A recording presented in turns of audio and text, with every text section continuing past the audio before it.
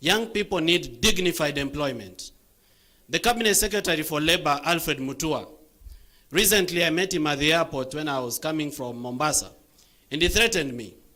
And I want to say from this stage that he should return the 16 million shillings that he collected from young people as a promise to give them jobs in Saudi Arabia.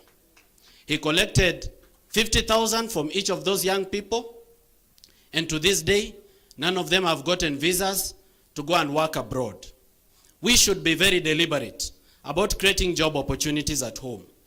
Ladies and gentlemen, I stand here as a testimony that young people are very much interested in the leadership and governance of our country. And you, the young people, are listening to me.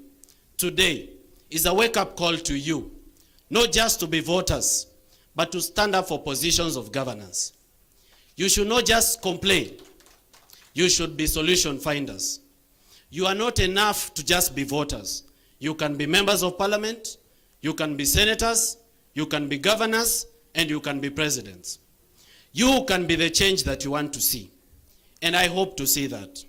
My hope for the People's Liberation Party, which is PLP, is that it will give more tickets to young people to run for different positions.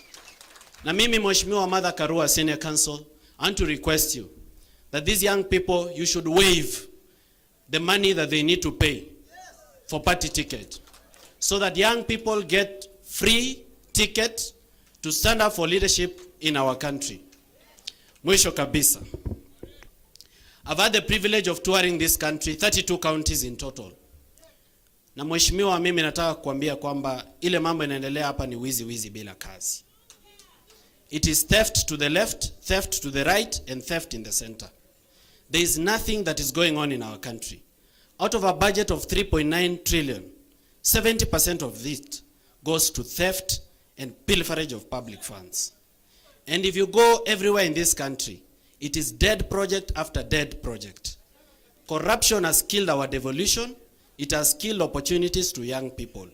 Please, if you get an opportunity, give that a thought and ensure that we end corruption in our country. Mimi nina azma ya kuwa rais wa Kenya. But that is the will of God. It is God that gives leadership. It is not me to give it to myself. If you become our president ahead of me, ile kitu peke yake naomba ni kiti ya anti-corruption. Mimi, and I want to work for free. I don't want to be paid. Nipatie tu hiyo kiti ya EACC na uzime simu. Uniwache mimi nitashughulikia hawa. Thank you and God bless you.